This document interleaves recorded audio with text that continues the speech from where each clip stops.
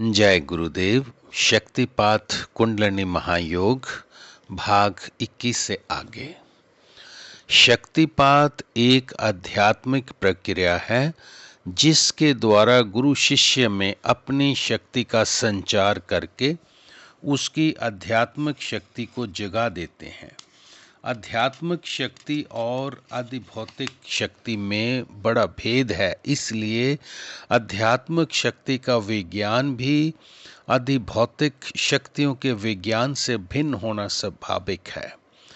आध्यात्मिक शक्ति का प्रदर्शन भौतिक यंत्रों द्वारा नहीं किया जा सकता, इसलिए यह विज्ञान अभी तक गुप्त प्राय ही है और जिन लोगों को इसका अनुभव है वे भी इसका अनुभव अपने सचेतन शरीर में ही करते हैं और उसके दिव्य आनंद में मस्त रहते हैं।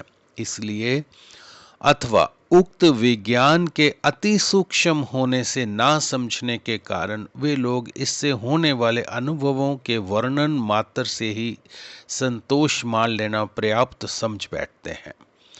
परंतु पाश्चात्य भौतिक वैज्ञानिकों की अन्वेषण प्रणाली का आधुनिक युग इतने से ही संतोष मान लेना पर्याप्त नहीं समझता। इसमें संदेह नहीं कि आदि भौतिक विद्याओं का सूक्ष्म अति सूक्ष्म तत्वैषण करने के लिए पश्चिम के विद्वान करोड़ों रुपए खर्च करके बहुमूल्य यंत्रों का निर्माण करके उसके द्वारा अति सूक्ष्म विषयों को सिद्ध करने का यत्न करते हैं और गणित शास्त्र की सहायता से उनकी पुष्टि करते हैं। परंतु आध्यात्मिक विद्या प्राप्त करने के लिए किसी यंत्र की आवश्यकता नहीं।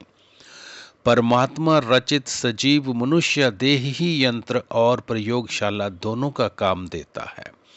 संभव है कि भावी युग के विद्वान आध्यात्मिक शक्ति के भी नियम आदि भौतिक नियमों के सदृश्य खोज निकालें और उनको गणित शास्त्र के फार्मूलों सूत्रों में बांध सकें, परंतु आज ये सब असंभव सा प्रतीत होता है। हमारे महर्षियों की छोड़ी हुई विद्या संपत्ति के कोश स्वरूप पातंजलि दर्शन और अन्य योग के शास्त्रों में आध्यात्मिक उन्नति का ध्येय मोक्ष बताया है। जाकर कुछ भौतिक सिद्धियों का वर्णन भी किया गया है। पतंजल दर्शन के विभूति पाद में कुछ उच्च कोटि की सिद्धियों को प्राप्त करने का साधन भी लिखे हैं।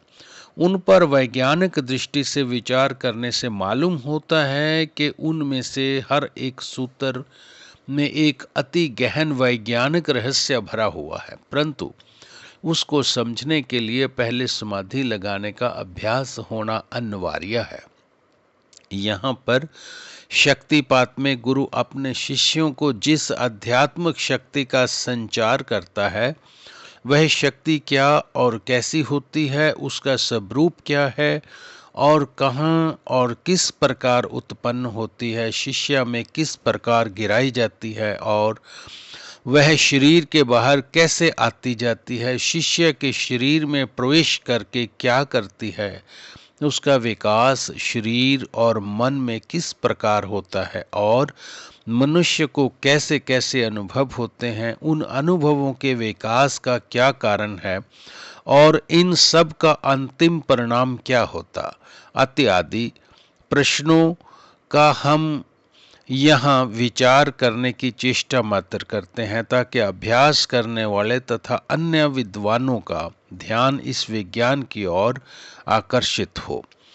आदि भौतिक और आध्यात्मिक विद्याओं की खोज चाहे उनके जिज्ञासुओं को एक समान आनंद देने वाली हो और भौतिक विज्ञान की उन्नति चाहे संसार में भौतिक उन्नति को सर्वोच्च शिखर पर पहुंचा दे, पर ये बात निश्चित ही है कि आदि भौतिक उन्नति का दुरुपयोग भी भरपूर किया जाता है। कुछ स्वार्थी लोग अथवा जातियां जो भौतिक विद्या की उन्नति के लिए करोड़ों रुपए खर्च करके वैज्ञानिक विद्वानों को सहायता देती हैं, उनके परिश्रम के फल का उपयोग सार्वजनिक लोक समाज के लाभार्थ नहीं वरन अपने स्वार्थों की पूर्ति के लिए करती हैं, और उन वैज्ञानिक उन्नतियों का एक दुष्परिणाम जगत का रुद्र संहार तक ले जाता है। आधुनिक दरिद्रता और नाना प्रकार के संतापों के कारण भी उक्त विद्याओं का दुरुपयोग ही है। हम ऐसे युग में से निकल रहे हैं जिसमें मनुष्य अपनी त्रुटियों के कारण उक्त विद्याओं की सिद्ध करके उनसे लोक उपकार की अधिक करते हैं, लोक उपकार ही अधिक करते हैं। संभव है कि आगे आने वाली संतानें अपने पूर्वजों के श्रम का लाभ उठा कर उनसे संसार का उपकार भी कर सकें, परंतु अध्यात्मक उन्नति में ऐसा भय होने की आशंका ही नहीं हो सकती। जय गुरुदेव।